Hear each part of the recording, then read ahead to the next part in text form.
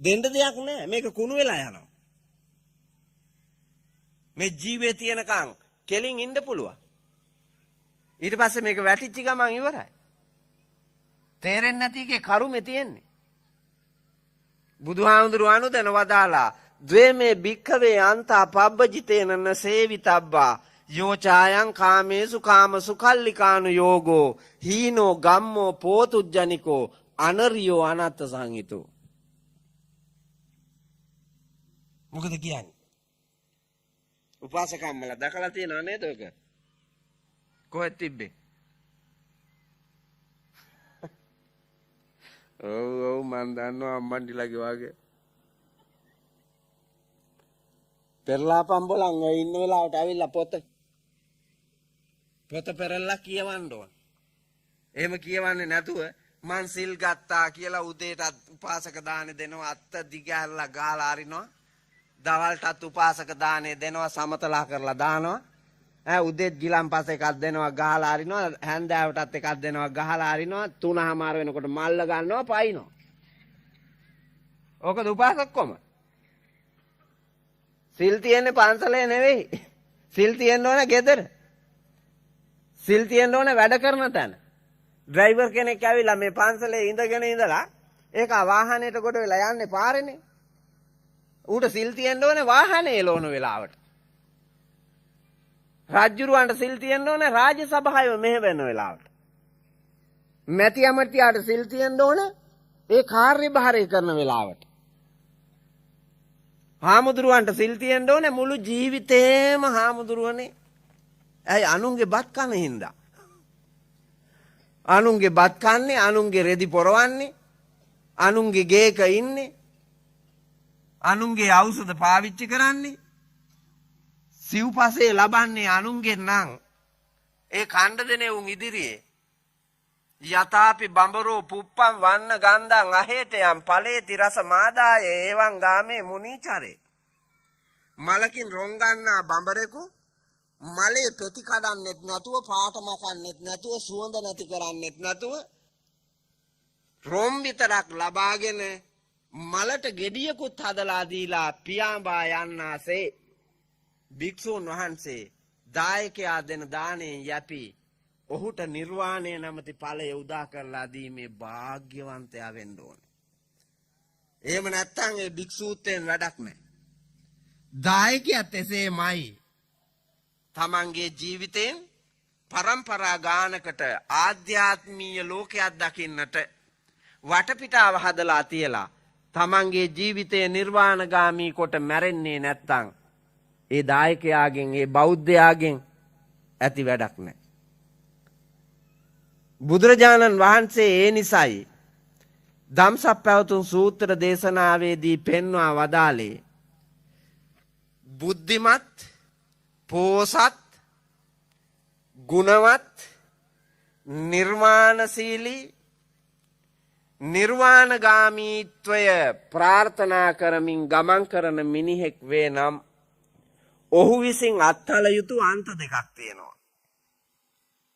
විමුක්තිය පතා, සැපත පතා අත්තරින්න ඕන අන්ත දෙකක් තියෙනවා. එකක් තමයි මේ කුණු ශරීරයට අධික සැප දෙන එක. අනිත් එක මේ කුණු ශරීරයට සැප පතා අධික දුක් දෙන එක. මේ දෙකම පින්නතුනි දුකමනේ උපදවන්නේ. දුක් දෙන්න දෙන්න මේ ශරීරයට බෝ වෙන්නේ දුක. සැප දෙන්න සැපතේ කෙලවර දුකනේ නේද? දැන් අප්පච්චි කොල්ලා කාලේ උදාහරණයක් හැටියට ඔබ සියලුම දෙනා විවාහකයෝ කොල්ලෝ කාලේ හිටපු අර තනිකඩ ජීවිතයේ තිබුණ නිදහස, සාමකාමීත්වය, බරක් නැති නිදහස් බව තිබුණු එක දැන් කසාද බැන්දට පස්සේ තියෙනවද? නෑනේ. ප්‍රශ්න ගොඩක්. ප්‍රශ්න පත්තරයක්. හැම වෙලාවෙම දුකමයි උපදින්නේ.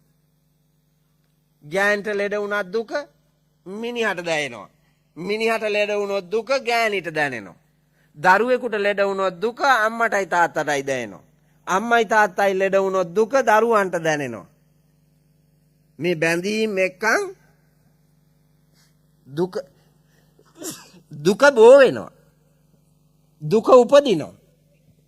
මේක නොදන්නා මෝඩයෝ මේ ඇහැයි කනයි නාසයයි දිවයි ශරීරයයි කියන ඉන්ද්‍රියම් පිනවන්න මේ භෞතික ලෝකය හැම වෙලාවෙම බදා ගන්නවා. හැම වෙලාවෙම අල්ල ගන්නවා.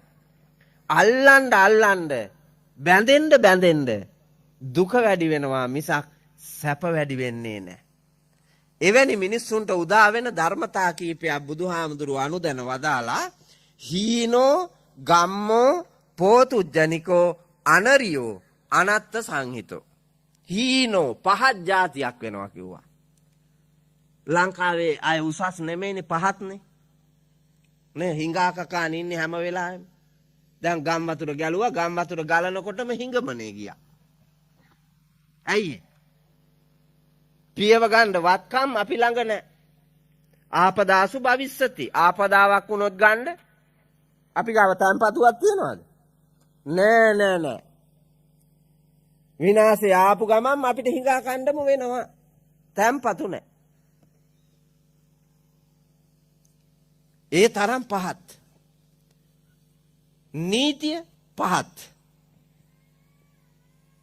සමාජ මට්ටම පහත්. සමාජ මට්ටම පහත් නැත්නම් ගුරුවරියෝ 4 දෙනෙක් අර ශිෂ්‍ය නායකයාත් එක්ක බුදියනවද පුතා? නාලන්දේ ලංකාවේ තිබු රාජකීය විද්‍යාලයක්නේ ගෞරවණීය. මේ කියලා 4 දෙනා කෑවනේ බොලා. තමන්ගේ දරුවා වාගේ සත් ආකල්පයෙන් අර දරුවාට ශිල්ප ශාස්ත්‍ර උගන්වන්න හිටපු මේ කියලා ඒකත් එක්කන් දීග ගියානේ සල්ලි වලට පෙරේතකම්. ඒගොල්ල බණ ඉවර වුණාම කියන හාඳුරුව ගෑනුන්ට බැන්නලු නෑ ඒ කියලා වඩම්මගෙන ඇවිල්ලා පූජා පවත්වන්න ඕනේ. ගෑනුකම එහෙම විකුණන එකක් නෙවෙයි. දැන් ගෑනුකම විකුණනවා. අර රූපවාහිනිය බලන්නකො සබන් කෑල්ලක් පෙන්නුවත් ගෑණියෙක් වික්කා. යකඩයක් වික්කත් ගෑණියෙක් විකුණන්නේ. අර දඹුළු පාරේ ගහලා තියෙනවා කටවුට් එකක් 20යි 20 කටවුට් එක. ගෑණියා ටයර් එක උඩින් කකුල තියාගෙන ඉන්නවා. ඔව්. අර පැත්තෙන් එනේ උන්ට සිනමාව පේන්න. මොකද්ද මේ විකුණන්න හදන්නේ? ටයර් එක. ටයර් එක තමයි භාණ්ඩය. ප්‍රදර්ශනය කරන්නේ ගෑණිගේ කකුල. ඈ සිව් මැලි ගෑණියෙක්ගේ කකුලයි ටයර් එකයි දෙක ගැලපෙනවද? කොහෙද මේ ලංකාව යන්නේ? කොහෙද මේ ගෑනුකම යන්නේ? කොහෙද මේ මව්කම යන්නේ? කොහෙද මේ බෞද්ධ දර්ශනය යන්නේ? කො බනහපුයෝ? එක තැනකවත් නැහැ පුතා. එක තැනකවත් නැහැ. ඒ හින්දා භික්ෂු භික්ෂුණී උපාසක උපාසිකා සිව්වනක් පිරිසේම ඇත්තෝ අවදි වූ හිතින් ලෝකය දිහා බලලා නුවණින් විමර්ශනය කරලා මේ ලෝකේ යම් වස්තුවක් තියේද සබ්බ දානං ධම්ම දානං ජිනාති සියලු දානයන් පරාජය කොට පූජා කළ හැකි ශ්‍රේෂ්ඨතම වස්තුව ධර්ම දානය. වටිනාම වස්තුව ධර්මය. ඒකේ ප්‍රයෝජන ලැබෙන්නේ ප්‍රායෝගිකව ක්‍රියාවට නැංවීමෙන් පමණයි. නැත්නම් ප්‍රයෝජන හම්බෙන්නේ නැහැ. පින්නතුනේ කුඩේ ගේ ඇතුලේ තියලා තිබ්බට වැඩක් නැහැ නේද? මිනිහාට වැස්සේ ගමනක් යන්න තියෙනවා නම් කුඩේ අරගෙන ඉහළ ගන්න ඕනේ. සල්ලි දීලා ගත්තේ ඒකටනේ. නැත්තම් තෙමි තෙමින් යන්න වෙන්නේ. විනාශ වෙනවනේ. බෙහෙත් තියෙන්නේ ලෙඩේට ගැලපෙන බෙහෙත් ටික තෝරාගෙන ක්‍රමානුකූලව පාවිච්චි කරන්න ඕන. එතකොට ලෙඩේ හොඳ වෙනවා. මේ අනන්ත කර්ම රෝගයකින් ජීවිතේ ගෙවන අපි ඒ කර්මානුරූප භාවයේ නසා ගන්නට යහපත් වූ කුසල කර්මයන්හිම පිහිටලා පුණ්‍යවන්තයෙක් වෙන්න ඕනේ. ඒක ප්‍රායෝගිකව ක්‍රියා කරන්න ඕනේ. නැති බැරිකම් නැති කරගන්න නම් දිරිය ඇතුව වැඩ කරන්න ඕනේ. එතකොට නැතිකම නැති වෙන්නේ. කම්මැලිකමේ බුදිය ගත්තාම හැමදාම අස්සසුම දීපියව් මේ මෙතන දේශපාලඥයෝ දෙතුන් දෙනෙක් හිටියා අලුත් ආණ්ඩුවේ. හිටියා නේද? කොයිද? කොහෙද ඉන්නේ? මුළු ගානේ ඉන්න එපා. උඹලා ඉස්සරහින් හිටපන්. මුළු අසරින් ගන්න නම් දේශපාලනයට එන්න එපා. දැන් උඹලත් ඇවිල්ලා කරන්නේ අස්සසුම අලුතෙන් දෙනවා. බොල හිඟන්නෝ හදලා හරියනවද රටේ? අස්සසුම නැති කරන්න ඕන ටිකෙන් ටික දෙන්න නෙමෙයි. කම්මැලියෝ බෝ කරපු එක හිඟන්නෝ බෝ කරපු එක නැති කරන්න එපැයි. දිරියත් මොකටද නැගිටින්න බැරි? ඕනෑමෙකුට පුළුවන්. ඒකට දිරිය වඩන්න ඕන. වැඩ කරන්න සෙනග නැහැ. නිකන් හිතන්නකෝ අප්පච්චි කුඹුරක වැඩ කරන්න මිනිස්සු නැහැනේ. හේනක වැඩ කරන්න මිනිස්සු නැහැ. එවුන් කොහෙද ඉන්නේ? එවුන් පාරේ. බංකු උඩ. ලෑලි උඩ. අම්මට බර වෙච්චි, තාත්තට බර වෙච්චි, රටට බර වෙච්චි කම්මැලි කුසීත జాතිය. එකෙක් වීල් එකේ බුදි අනිත් එක ඉස්සරහා ඉඳගෙන ඉන්නවා. දෙන්නම ෆෝන් එක ඔබෝබා ඉන්නවා. මේ වගේ කාපාලු 70ක් එක රටක් හැදුව හැකිද? ජනාධිපතිතුමාලාට කියාපල්ලා ගිහිල්ලා. ඔය මැතියන්ට කියාපල්ලා උඹලා ගමේ බට්ටෝ. දේශපාලන ශේස්ත්‍රයේ ඉන්න. මේම හදන්න බෑ. ඔච්චර කාලයක් අරගොල්ලෝ කරගෙන ආවෙත් එහෙම තමයි. කූපන් තිබ්බා කූපන් ජනසවිය කෙරුවා.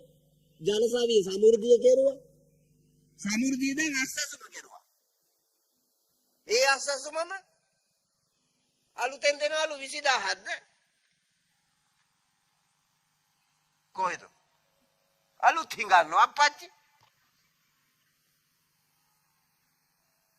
අස්සසුම ගන්න තරම් හිඟා කන්න වෙච්ච එකා ඉන්නේ මොකಾದ? මෙහෙ ඉන්නවද? බලාපන් අර ගලන වතුර. සරුසාර කෙත් වතු. උයම් වතු. මේව නිර්මාණය කරන්න බෑ. අඟට හොර, හිතට හොර, පව් જાතියකට රටක් හදන්න බෑ. නැගිටින්න ඕන. බලන්න පාර උදේ පාන්දර නැගිටින මුස්ලිම් මිනිස්සු කට්ට කරුවලේ කඩේ අරින්නේ. රාත්‍රී 10ට 12ට කඩේ වහන්නේ. වලන් කටු හරි එකතු කරනවා තැන් වල ඇවිද. පොල් කටු යකට කෑලි, ටකරන් කෑලි අපේව ජරාව ගා ගන්න නම් බෑ. කුණු ගා ගන්න බෑ. මහ වසලයෝ જાතියක් පුතා. වසලයෝ જાතිය. මේ මිනිස්සුත් එක්ක රටවල් හදන්න පුළුවන් නම් මොනවා කරන්න බැරිද? මෙහෙම කම්මැලි කුසීතායත් එක්ක. බුදුරජාණන් වහන්සේගේ ධර්මයේ පුරාම තියෙන්නේ උත්තාන විරියාදිගතේන බාහා බල පරිචිතේන සේදා වක්කිත්තේන ධම්මිකේන ධම්මලද්දේන භෝගේන. නොපසු බස්නා වීර්යෙන් දෑත දෙපය වැරවීරිය යොදවලා සේදා වක්කිත්තේන දාඩිය වැක්කරනකම් මහන්සි වෙලා ධාර්මික ක්‍රමයට ලෝකයට රිදෙන්නේ නැති වෙන්න, කාටවත් රිදෙන්නේ නැති වෙන්න, පරිසරයට හානියක් නැති වෙන්න, ආගමට දහමට ජාතියට කුලයට ගෝත්‍රයට සංස්කෘතියට paluddක් නොවෙන්න ශ්‍රේෂ්ඨ මිනිසෙකු ලෙස නිදහසේ හම්බ කරගන්න උත්තමයා මෙලවත් දිනනවා පරලොවත් දිනනවා. දුස්සීල ගති නවත්තලා හම්බ කරගත්තොත් 3000 මදිද පුතේ ජීවත් වෙන්න. වැඩිත් එක්ක දුස්සීල නරුම ගති අතාරින්න ඕනේ. අපේ වැඩි කොටසක් වියදම් වෙන්නේ මොනවටද? ඕන් නැති එව්වටනේ. ඉස්කෝලෙන් උගන්වනවා ආණ්ඩුවෙන් පොත් අච්චු ගහලා දීලා තියෙනවා. ගෙදර දෙගුරුන් ඉන්නවා, ඉස්කෝලේ ගුරුවරු ඉන්නවා. ඒ ඉදි ළමයි කොහෙද ඉන්නේ? ළමයි ඉන්නේ පාරේ. අධ්‍යාපනයේ කඩවලින් ගන්න යනවා. කඩෙන් අධ්‍යාපනය ගන්න සල්ලි අම්මයි තාත්තයි හොරකම් කරනවා. වල්කම් කරලා හම්බ කරනවා. අර ගුරුවරිය දෙන්නට පඩියක් හම්බෙද්දි බැඳලා ඉන්න මිනිස්සු දෙන්නටත් පඩියක් හම්බෙද්දි අර ශිෂ්‍ය නායකයාගේ සල්ලි අරගත්තේ ඇඟ විකුණලා. මොකටද මේ කුණු ශරීරයට සැප දෙන්නනේ වල් જાතිය. මම රජ්ජුරුව නම් ඕ කියලා 4 දෙනාට කරන දේ දන්නවා. ඔව් ආයෙත් කන්නේ ලංකාවේ. ඒ තරම් වල් ගති. ඍජු ප්‍රතිපත්ති තියෙන්න ඕන රටක් හදන්න. ඍජු නායකත්වයක් තියෙන්න ඕන. නීති අපුරට ක්‍රියාත්මක කරන්න ඕන. ඒක තනක් නොතනක් බලන්න ඕනේ. ස්ත්‍රී පුරුෂ ભેදයක් නෑ නීතියට. ඒක සමානාත්මතාවයෙන් තියෙන්න ඕන. උඩ එකාට එක විදියක් යට එකාට එක විදියක් නෙමෙයි. හැමෝටම එකක්. එහෙම නැත්තම් වැඩක් නැහැ. බුදුරජාණන් වහන්සේගේ දර්ශනය ඒක. සමානාත්මතාවය. රාජ්‍ය පාලනය ගැන කියද්දි කියනවනේ නේද? දානේ ප්‍රිය වචනේ අර්ථචර්යාව සමානාත්මතාවය. දන් දෙනකොට දිය යුත්තහට දෙන්න ඕන. හැමෝටම කතා කරනකොට සොඳුරු වෙන්න ඕන. ලෝකය ඉදිරියේ හරිදේ හරියට ක්‍රියාත්මක කරන අර්ථපූර්ණ මිනිහෙක් වෙන්න ඕන. රටේ යම් රටවැසියෝ ප්‍රමාණයක්ද ඒ සියලු දෙනාටම සමානාත්මතාවයෙන් සංග්‍රහ කරන්න පාලකයෝ, පූජකයෝ, නායකයෝ දැනගෙන ප්‍රතිපත්ති ගරුක වෙන්න ඕන. එතකොටයි නිසි ගමන පෑදෙන්නේ. ආන්ගේ අලුත් ලෝකයේ දකින්නේ මොහොතක් පාසා අලුත් මිනිහෙක් වෙන්න. එක තැන පල් වෙන ලගින මිනිහෙක් වෙන්න එපා. හැම මොහොතකම අලුත් මිනිහෙක් වෙන්න ඕනේ. අලුත් දෙයක් දකින, අලුතින් වැඩක් කරන, කාලය මරන්න නැතුව ප්‍රයෝජනෙට ගන්න සත්පුරුෂයෙක් වෙන්න හැම වෙලාවෙම මාන්සි ගන්න. එතකොටයි පින්නතුනි දියුණු රටක දියුණු ජාතියක් හැටියට නැගිටින්න වාසනාව ලැබෙන්නේ. ඕනෑම ආගමක් දහමක් ක්‍රියාත්මක කරන්න බලන්නකො මයි පුතේ බුදුහාමුදුරුවෝ අපේ ශාස්ත්‍රූවරයා අවුරුදු 80 දී පිරිනිවන් පානවා. අවුරුදු 80ත් ඇවිද්දානේ. අවුරුදු 80 දීත් ඇවිදිනවා. චරත භික්ඛවේ චාරිකං බහුජන හිතාය බහුජන සුඛාය අත්තාය හිතාය සුඛාය දේව මනුස්සාය. සියලු දෙව් මිනිසුන්ගේ යහපත පිණිස චාරිකාවේ හැසිරෙන්න කිව්වා හාමුදුරුවරුන්ට. මාද එසේම ඔබේ නායකයා හැටියට මාද මාවතේ ගමන් කරන්නම් කිය. බුදියන්න තිබ්බනේ තම වැඩ කරපියව කියලා. නේ. උන්වහන්සේ ප්‍රතිපත්ති ගරුක ප්‍රායෝගික අනුන්ට අවවාද දෙන්න ඉස්සෙල්ලා ගුණ ධර්මයන්හි පිහිටපු නායකයෙක්. ඒකට මේ සම්බුදු දහම මෙච්චර කල් තියෙන්නේ. මේ ඉතියේ මැටියෙන් හතරෙන් රිදියෙන් ලෝකඩයෙන් දැවෙන් පාෂාණයන්ගෙන් හදලා ලෝකේ පුරාම මේ වන්දනාවට පාත්‍ර වෙලා තියෙන්නේ අපේ ගමේ රම්බණ්ඩ වාගේද? රම්බණ්ඩ මරුණා. මුතු බණ්ඩ මරුණා වැළලුවා ඉවරයි. මේ බලන්නකො. එක දවසකට මේ රූපයේ ඉදිරියේ පූජා කරන පූජා වස්තු ගමක් වහන්න තරම් පුතා. ගමක් වහන්න තරම් වස්තු මේ ලෞතුරා බුදුහාමුදුරු ඉස්සරහා පූජා වෙනවා. ඒ තරම් උත්තම ශ්‍රේෂ්ඨ මානව සම්පතක්. උන්වහන්සේ පෙන්නපු මග අපිට දැකලා නැහැ, අවබෝධ කරගෙන නැහැ. මේ භික්ෂු භික්ෂුණී උපාසක උපාසිකාව අපි මොනවද කරන්න කියලා හිතෙනවා. අපේ නායකයෝ මොනවද කරන්න කියලා හිතනවා ගිහි පැවිදි. එහෙනම් බොරු මායම් ලංකාවේ නැතුව ජීවිතයෙන් මේ සමාජයට දාන්නේ නැතුව යහපත් සැබෑම සුන්දර මිනිසෙකු ලෙස සංසාරේ පිනට හම්බෙච්ච මේ මනුස්ස ජීවිතය මරණයෙන් සමුගෙන යන මේ පොඩි කාලය ඇතුලේ සැමට ප්‍රයෝජන පිණිස චාරිකාවේ හසුරුවන්න පුළුවන් නම් හොඳයි. වැඩෙහි යොදවන්න පුළුවන් නම් හොඳයි. ඒ සඳහා දැක්ම අවබෝධය ලබා දීම සඳහා අද දවසේ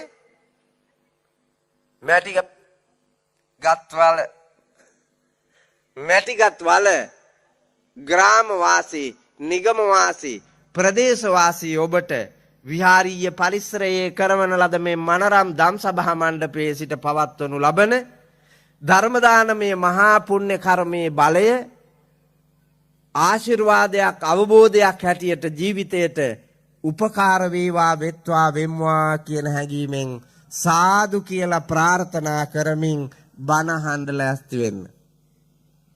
පින්නතුනි මම මාතෘකා කරන්නට යෙදුනේ ලෞතර තථාගත බුදුරජාණන් වහන්සේ ශ්‍රේෂ්ඨ සුන්දර පින්වත් මිනිහෙක් ඉස්සරහ තියාගෙන භික්ෂු භික්ෂුණී උපාසක උපාසිකා සිව්වන පිරිසම අරබය පැහැදිලි කරන්නට යෙදුණු උතුම් ගාථා රත්නයක්. ගාථාව අහුණද? මම මාතෘකා කරපු ගාථාව මොකද්ද උපාසකම්මලා? අහුන්නේ? අහුන එක නම් අහුණා වෙච්ච දෙයක් නෑ. වෙච්ච දෙයක් නෑ. උපාසකම්මලා නම් නාකි උන්දලගේ ස්නායු මැරිලා කියන්නකො. මේ හයි හත්තිය තියෙනව. මං ඕක ගත්තේ බෞද්ධයාගේ අත්පොතෙන්. ඔය ගාතාව බෞද්ධයාගේ අත්පොතෙන් ගත්තේ. බෞද්ධයාගේ අත්පොත මොකද්ද? ඔව් ධම්මපදය. දැන් ගෙදරින් එන්න ලෑස්ති වෙලා තමයි බිම තියලා එන්න ඇත්තේනේ. අත්පොතනේ. ඔව් අම්මා තේ තියාගෙන ඉඳලා තාත්තට දෙනවා, තාත්තා තේ තියාගෙන ඉඳලා දුවට දෙනවා, දුවා තේ තියාගෙන ඉඳලා පුතාට දෙනවා. පොත බිම තියන්නෙම නැහැ. ධම්මපදේ මාරු කරනවා ගෑණි මිනිහයි. මාරු කරනවා පදේ. අපායට යන්න මාරු කරනවා පදේ. අනිවිරට යන්න නේ. පොතක් තියනවද දන්නෙත් නැහැ.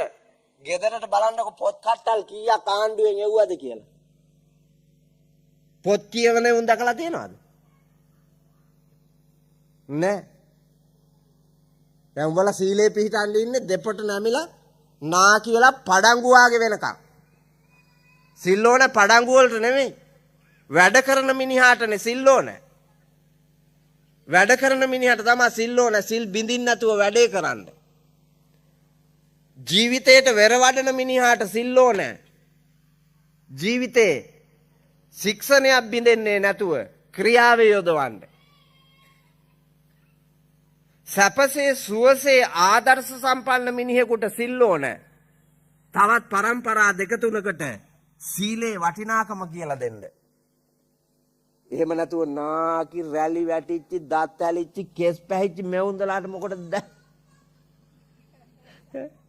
හිතුණත් බින්දින්න බෑනේ බොලන්. දැන් හිතෙනවා මේ ගලාගෙන යන ගංගාවක් ළඟ වැටකෙයියා පඳුරක් ගාව අවුරුදු 18ක කොල්ලෙකුත් එක්කන් කුඩේ ඉහළගෙන ඒකේ යටට වෙලා සොඳුරු කතාවක් කියා ඉන්න කියලා මේ ගෑණියෙකුට හිතුණා. අර කොල්ලා දිහා බලාගෙන හිතුවට කොල්ලා ඇවිල්ලා දන ගහලා අත්තම්මා කොහෙද යන්නේ? ආයි ගියාකි දුණු පඳුරු අස්සට. බෑ. හිතුණත් බෑ සිල් බින්දින්න. ඇයි අපි නාකි? හිතෙන්නෙත් නෑ මැරිලා ස්නායු. හිතෙන්නෙත් නෑ මැරිලා. ඒක තමයි ඇත්ත. සිල්ලෝ නෑ. මේ නාකි අම්මලාට නෙමෙයි නාකි කිව්වේ නොහැකි හින්දා. මොනවද නොහැකි? හොඳ එව්වත් බෑ නරක එව්වත් බෑ. එතකොට ශික්ෂණය ඕන පුතේ.